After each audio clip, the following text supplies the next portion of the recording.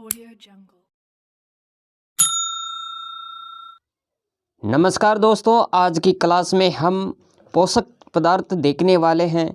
इस वीडियो में हम देखेंगे पोषक पदार्थों के बारे में। लास्ट में एक कार्बोहाइड्रेट के बारे में भी देखेंगे।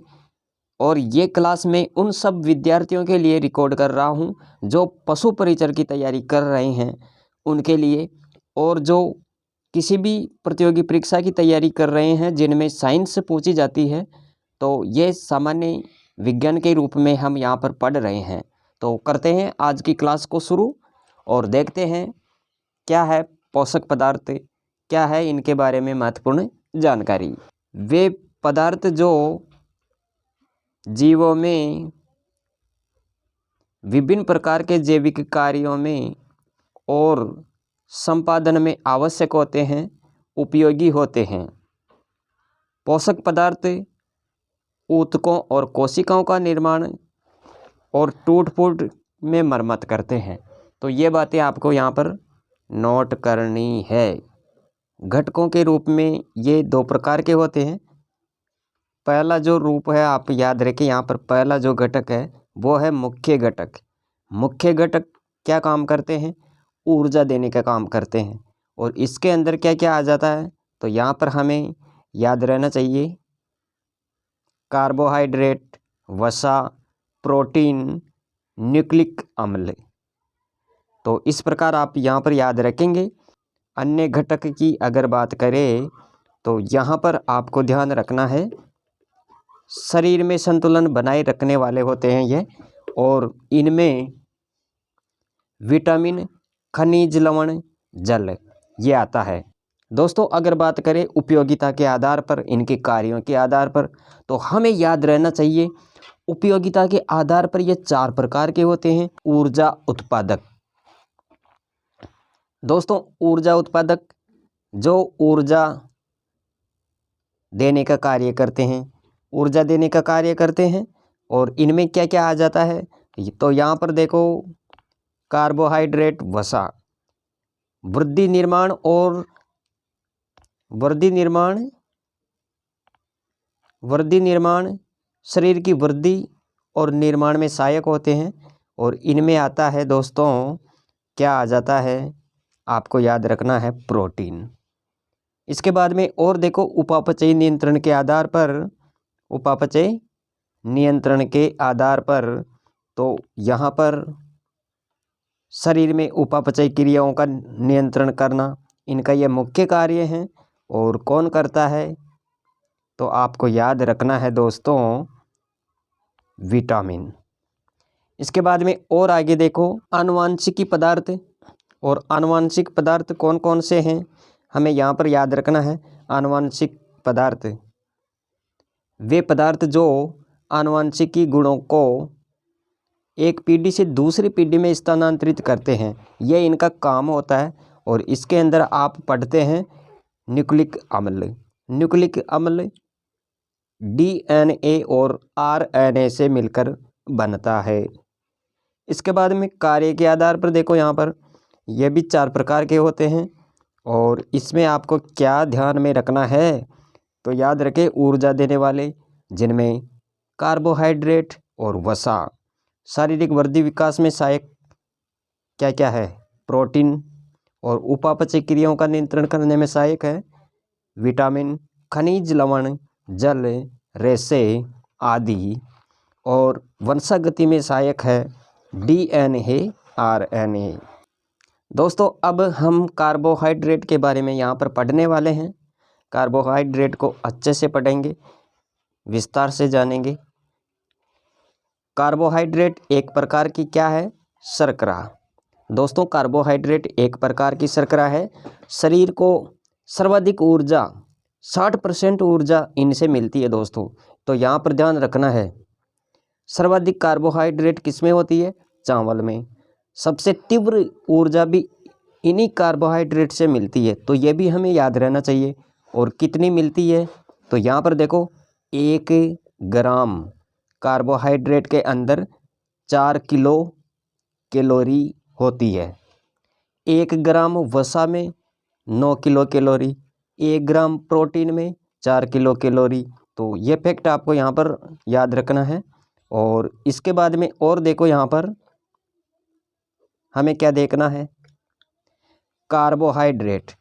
कार्बोहाइड्रेट कार्बन, हाइड्रोजन, ऑक्सीजन से बनती है। इनमें अंतिम दो आनुपातिक मिश्रण से जल बनाया जा सकता है, इसलिए इसे क्या बोलते हैं, कार्बोहाइड्रेट। इन्हें जल अपघटन द्वारा चीनी में परिवर्तित किया जा सकता है। और इनमें कार्बन, हाइड्रोजन, ऑक्सीजन का जो अनुपात होता है वो कितना अनुपात होता है, 1:2:1, 1:2:1। क्या याद रखना है, 1:2:1 यहाँ पर अनुपात है इनका। और इसका जो रासायनिक सूत्र है वो क्या है, वो भी हमें याद रहना चाहिए। और इसका जो रासायनिक सूत्र है वो क्या है, तो यहाँ पर देखो रासायनिक सूत्र CH2O, CH2O। तो यहाँ तक आपको जानकारी समझ में आ गई। इसके बाद में और देखो दोस्तों, कार्बोहाइड्रेट एक प्रकार की शर्करा है। क्या है, शर्करा। इसे सैकेराइड भी बोलते हैं। क्या बोलते हैं, सैकेराइड। इसे सैकेराइड भी कहते हैं। और दोस्तों सैकेराइड कितने प्रकार की होती है, 3 प्रकार। तो दोस्तों आप यहाँ पर देख पा रहे हैं सैकेराइड कितने प्रकार की होती है। तो यहाँ पर देखो, मोनोसैकेराइड, ये सरल अवस्था में होती है। सैकेराइड एक अणु से मिलने से बनती है। और इसमें क्या होता है, ग्लेक्टोज, मेनोज, ट्राइओज। तो दोस्तों मोनोसैकेराइड के अंदर आप देखते हैं ये सरल अवस्था में होती है।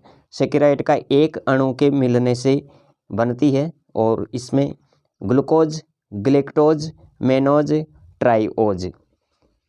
आगे अगर डाइसैकेराइड की बात करें तो दोस्तों यहाँ पर ध्यान रखना है, डाइसैकेराइड में समान असमान 2 सैकेराइड अणुओं के संयोजन से बनती है। माल्टोज, सुक्रोज, लैक्टोज, ये आपको यहाँ पर याद रखना है। इसके बाद में और देखो दोस्तों, पॉलीसैकेराइड। पॉलीसैकेराइड किसे कहते हैं, कई सैकेराइड अणुओं के मिलने से लंबी श्रृंखला वाली अघुलनशील पॉलीसैकेराइड का निर्माण होता है। यह आर्थ्रोपोडा के बाह्य कंकाल एवं सेलुलोज में पाया जाता है। उदाहरण के रूप में देखें, स्टार्च, ग्लाइकोजेन, काइटिन आदि। दोस्तों अब हमें यह देखना है कि कार्बोहाइड्रेट का क्या क्या कार्य होता है, तो इसके बारे में भी देख लेते हैं। यहाँ पर कार्बोहाइड्रेट के कार्य, ऑक्सीकरण द्वारा शरीर को क्या प्रदान करता है, ये ऊर्जा। ऑक्सीकरण द्वारा शरीर को ऊर्जा प्रदान करना, शरीर में भोजन संचय की तरह कार्य करना, विटामिन सी का निर्माण, न्यूक्लिक अम्ल निर्माण और जंतुओं के बाह्य कंकाल का निर्माण करना, ये सब इनके कार्य हैं। दोस्तों याद रखें, कार्बोहाइड्रेट के स्रोत क्या है, इनके सोर्स क्या है, कार्बोहाइड्रेट की पूर्ति किनसे कर सकते हैं, तो यह भी हमें याद रहना चाहिए। तो चावल में होती है सर्वाधिक, गेहूँ, मक्का, बाजरा, शहद, शर्करा, फल, दूध आदि, इन सब में होता है ये। सर्वाधिक ऊर्जा होती है कार्बोहाइड्रेट में, और कितनी, 60%। वसा में 30% होती है, और प्रोटीन में ऊर्जा होती है 10%। यह भी हमें याद रहना चाहिए। अब दोस्तों बात करते हैं, सर्वाधिक ऊर्जा मिलती है इनसे, किनसे मिलती है सर्वाधिक ऊर्जा, तो यहाँ पर भी देखते हैं। तो सर्वाधिक ऊर्जा देखो, प्रोटीन में 4.1 किलो कैलोरी प्रति ग्राम, याद रखना आप, और वसा में 90 किलो कैलोरी ग्राम, तो ये भी आपको देखना है।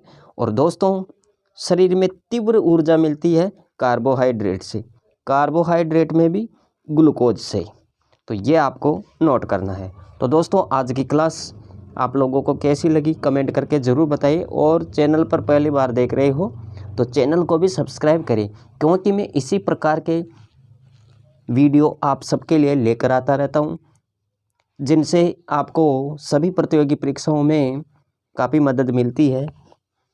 और वीडियो को अपने दोस्तों के साथ ग्रुप में भी शेयर करें, ताकि इस चैनल को आप सब विद्यार्थी मित्रों का स्नेह सहयोग मिल सके और इनसे हम मोटिवेट होकर और भी बेहतर करने की कोशिश करें। तो मिलेंगे नेक्स्ट वीडियो में, तब तक जय हिंद, वंदे मातरम। Thanks for watching.